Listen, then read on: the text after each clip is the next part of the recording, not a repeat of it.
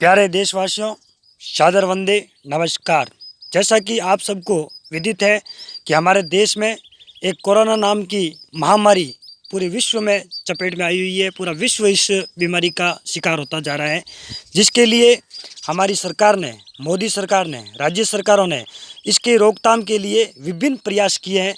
उस प्रयासों में जो 14 अप्रैल तक लॉकडाउन घोषित किया है, उस सब का हम सभी को पालन करना है और अपने घरों में रहना है, क्योंकि इसका उपचार केवल और केवल एक बचाव है, स्वयं का बचाव ही है। इसके अलावा इसका कोई उपचार नहीं है। तो साथियों, पिछले काफ़ी समय से हम देख रहे हैं कि कुछ लोग घरों से बाहर निकल रहे हैं, सरकार की नहीं मान रही हैं, अपने परिवार के नहीं मान रहे हैं। लेकिन उन लोगों को मैं कहना चाहता हूं कि ये आपके स्वास्थ्य के लिए, आपकी स्वच्छता के लिए जो सरकार कदम उठा रही है, उसका आप लोग साथ दीजिए, क्योंकि आपका बचाव ही आपका उपचार है। इसलिए आप उस देश के निवासी हैं जिस देश के राजा महाराजाओं ने, जिस देश के भारतीय संस्कृति को, जिन लोगों ने विश्व में एक अलग अमिट छाप छोड़ी थी, जिस देश के विवेकानंद ने अपने भारतीय संस्कृति को पूरे विश्व में अलग जगाई थी, आप उस देश के निवासी हैं। उस देश के निवासी हैं। महाराणा प्रताप ने घास की रोटी खा करके भी अपना जीवन यापन किया है। आप उस देश के निवासी हैं जिस देश में श्री राम ने अपने 14 वर्ष के वनवास में वन में रह करके भी अपना जीवन यापन किया है। तो आप उस देश के निवासी होकर के अपने आप को कमज़ोर क्यों समझ रहे हैं? आपको अपने राजा पर भरोसा होना चाहिए। आपको अपने तमाम देश के जो सुरक्षा प्रहरी हैं, चाहे पुलिस वाले हैं, चाहे चिकित्सा कर्मी हैं, चाहे सेवाभावी हैं, चाहे राजनीतिक पार्टी के कार्यकर्ता हैं, चाहे सामाजिक संस्थाओं के कार्यकर्ता हैं, वो आप लोगों की सेवा में लगे हुए हैं। आप उनकी बातें माने। आपको सरकार घर बैठे आपको हर वस्तु उपलब्ध करा रही है। तो साथियों, इस महामारी का शिकार आप क्यों होना चाहते हैं? आप अपने घरों में रहें। आप सरकार के द्वारा जो भी दिशा निर्देश दिए जाते हैं, उनकी पालना करें। और एक विशेष अपील करना चाहूँगा कि इस लॉकडाउन के दौरान जो लोग जहाँ रुके हुए हैं वहीं पे रुके रहें। इधर उधर आने जाने की आप किसी भी प्रकार का कोई प्रयास नहीं करें, क्योंकि ये सरकार हमारे लिए कर रही है, हम सभी की स्वस्थता के लिए कर रही है। आज हम हिंदू संस्कृति में या भारतीय संस्कृति में हमने देवी देवताओं को माना है। जो व्यक्ति, जो बंधु, जो नागरिक अपनी आस्था में अपने वेदों को मानता है, अपने कुल देवताओं को मानता है, तो यदि आपको अपने कुल देवी देवताओं पर भरोसा है, तो मैं विश्वास करता हूँ, मैं वादा करता हूँ कि इस बीमारी को हमारे अंदर कोई भी कैसा भी कीटाणु अपने अंदर नहीं आ सकता। हमें बचाने वाला देवी देवता, हमारी कुल देवी देवता, हमारे वेद पुराण शास्त्रों में ये सब उल्लेख कर रखा है। हमें शास्त्रों को मानना पड़ेगा। और आप विशेष तौर से दिन में घर में रहें, रात में घर में रहें, बाहर नहीं निकलें। और अपने आप को बचाव करने के लिए ज़्यादा से ज़्यादा गर्म पानी पिए, चाय पिए, कॉफ़ी पिए, और जो सूप होता है उसको आप गर्म करके बिल्कुल पिए। और खाना समय पर खाएं, नहाना धोना बिल्कुल समय पर करें।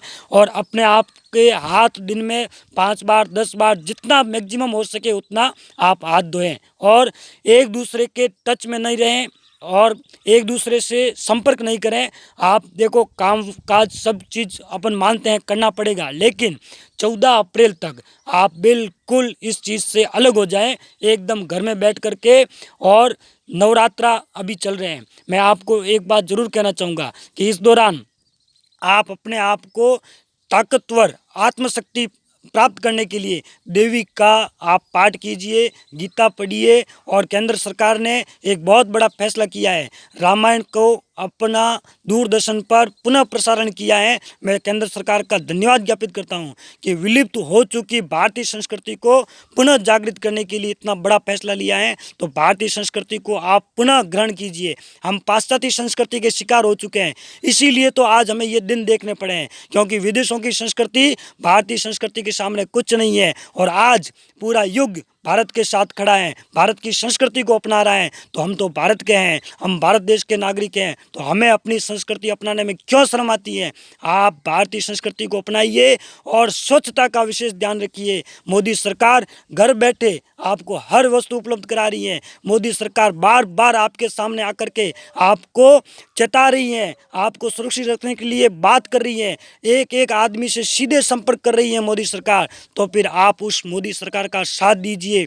मैं एक बात और कहना चाहूँगा कि यदि देश का राजा अपनी जनता से अगर मदद मांग रहा हो तो अपने को समझना चाहिए कि बहुत बड़ी विकट समस्या आ चुकी है।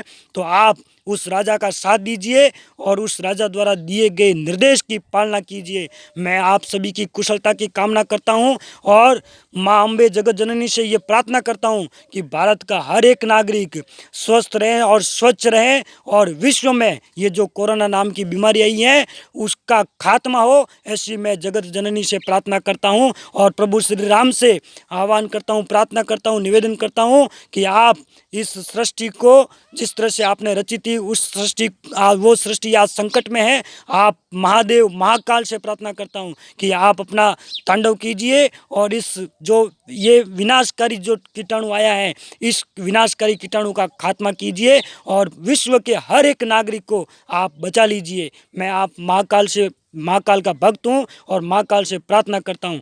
मैं बालाजी से प्रार्थना करता हूँ कि आपने जड़ी बूटी ला करके लक्ष्मण के प्राण बचाए थे, तो ये पूरी दुनिया आपकी है, इसलिए आप ऐसा हमें आशीर्वाद दीजिए और हमें बचा लीजिए। ऐसा मैं आप सभी भारत के तमाम नागरिकों से आह्वान करूंगा कि घर में बैठ करके नित्य पूजा कीजिए, प्रार्थना कीजिए और इस विश्व में जो ये कोरोना नाम का जो विषाणु आया है इसका खात्मा हो, जिसके लिए जाप कीजिए। मैं आप सभी की कुशलता की कामना करता हूं, आप सभी से आह्वान करता हूं कि आप घरों के अंदर रहें और सरकार द्वारा दिए जा रहे दिशा निर्देश का पालना कीजिए। एक बार बहुत बहुत आपको धन्यवाद ज्ञापित करता हूँ, बहुत बहुत बधाई देता हूँ आपको भारतीय नववर्ष की और आपकी कुशलता की कामना करता हूँ। जय हिंद, जय भारत, वंदे मातरम।